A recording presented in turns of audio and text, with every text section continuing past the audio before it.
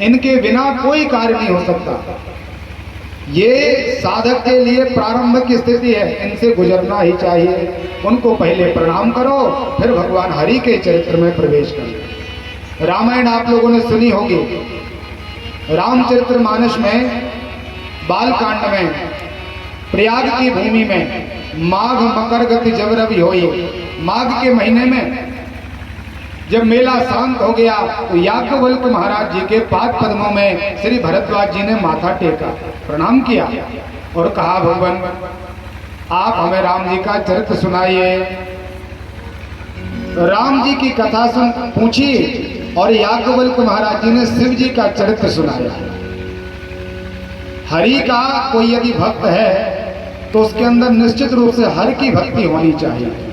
यदि कोई नारायण का भक्त है तो भोले बाबा का भक्त अवश्य होगा, और वही भक्त कहलाएगा जो भगवान शिव को भी भाव से ग्रहण करेगा। यदि शिव जी की भक्ति कर रहा है तो भगवान नारायण का भक्त होगा, ये निश्चित है।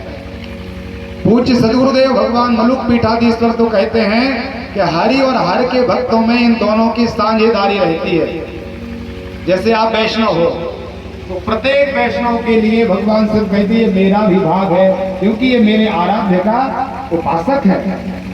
और कोई यदि भगवान शिव का भजन करे तो भगवान नारायण कहते ये मेरा भी वंदनीय है, श्रद्धा युक्त है, ये मेरा भक्त है, क्योंकि इसने मेरे इष्ट भगवान शिव को प्रणाम किया है। ये दोनों एक वस्तु है, इन दोनों में कोई भेद नहीं है। लेकिन कई लोग थोड़ा सा भेद करने लग जाते हैं। भेद करने में लिखा है महाराज, निमिष मात्र भेद करने तो रौरव नाम के नरक में हमें जाना पड़ता है। दोनों में कोई अंतर नहीं है, दोनों एक स्वरूप है, हरि और हर। इन दोनों की उपासना हमारे लिए बहुत आवश्यक है और इनकी ही कृपा से हम मोक्ष को प्राप्त हो सकते हैं, और कोई दूसरा साधन संसार में नहीं है। कितना भी अपन प्रयास कर लें, यदि इन दोनों से ना जुड़े तो हमारा मार्ग सिद्ध नहीं हो सकता, ये पक्की बात है। बारी मथे घृत होए वरो, बारी मथे घृत होए वरो, ऐसा हो सकता है?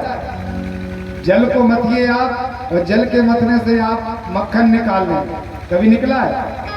बोले फिर भी निकल सकता है। और सिकता तेवरु तेल, आप रेत को पीसो और उसमें से तेल निकल आए, संभव है। फिर भी हो सकता है कि आप रेत से भी तेल निकाल लो, लेकिन बिन हरि भजन न भव तरे, यह सिद्धांत अपने, ये पक्का सिद्धांत है। बिना हरि और हरि की उपासना से भव सागर पार नहीं हो सकते। इसलिए हमें हरि हरात्मक पूजा करनी चाहिए। दोनों की सेवा करेंगे तो दोनों की कृपा होगी, और कृपा का आश्रय लेकर के हम इस भव सागर से पार हो जाएंगे। क्योंकि हम आधी अधूरी सेवा करते हैं, और ये दोनों देवता एक साथ हो जाते तब सेवा को स्वीकार करते हैं। दोनों का आश्रय होना चाहिए। भगवान नारायण ने शिव जी को और शिव जी ने नारायण को अपने हृदय में धारण किया है।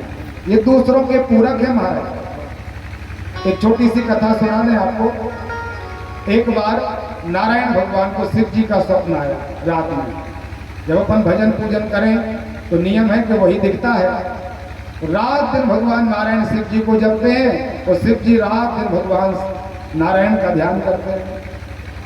तो शिव नारायण ने क्या देखा स्वप्न में कि सुंदर कैलाश पर्वत है, बड़ा रमणीक स्थान है, एक मंदाकिनी नाम की नदी प्रवाहवान है, बड़ा भारी एक अष्टदल कमल, 1000 दलों से युक्त कमल का पुष्प है, जिसमें भगवान पद्मासन लगाए हुए भोले बाबा, और परमात्मा के दोनों पैरों का दर्शन हो रहा है। आप लोगों ने शिव जी की मूर्ति देखी होगी, उन्मीलित अवस्था में आधे नेत्र भगवान के खुले और आधे बंद, और दोनों पैर ऐसे रखे तो दोनों पाद चरणों के दर्शन हो रहे हैं।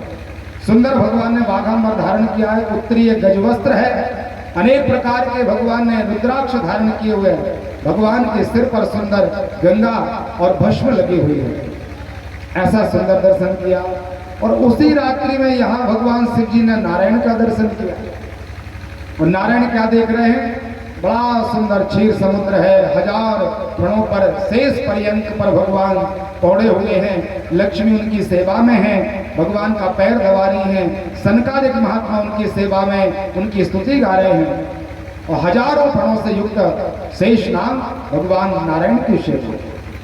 परमात्मा का दिव्य पाद तल है, भगवान का कटि प्रदेश है, भगवान का नाभि स्थान है, भगवान का ग्रीवा के तरह कंठ घुमा हुआ है, पूरा शरीर बड़ा सुंदर है परमात्मा। अब ऐसा स्वप्न एक दूसरों को हुआ तो लगा चलो आज दर्शन हो कर आए। तो यहाँ बैकुंठ से भगवान नारायण चले और यहाँ कैलाश से भगवान शिव चले दर्शन करने को। और दोनों महाराज जब मिले तो वहाँ मानसरोवर पहले से नहीं था। कैलाश पर्वत पर आप लोग गए हों, व्यक्ति तीर्थ यात्रा को जब जाते हैं मानसरोवर की यात्रा करते हैं तो जो मानसरोवर है वो पहले था नहीं। जैसे ही महाराज हरि और हर दोनों का मिलन हुआ, हरि ने हर को देखा और हर ने हरि को देखा, दोनों आकर के एक दूसरों से लिपट गए। बड़ा सुंदर महाराज उन दोनों का मिलन हुआ और शिव जी ने अपने नेत्रों के अस्त्रों से नारायण का अभिषेक किया और नारायण भगवान ने अपने नेत्रों से जल निकाला और भोले बाबा का अभिषेक कर दिया। दोनों आनंद में मग्न हैं और जो इन्होंने प्रेमास्त्र निकाले हैं उसी से वो मानसरोवर नाम का सरोवर बना। इतना जल गिरा इन दोनों के नेत्रों से। अब देवताओं ने विचार किया कि दोनों की भेंट भलाई तो होगी महाराज, लेकिन अब ये दूर कैसे होंगे एक दूसरों के, बड़े प्रेमी हैं।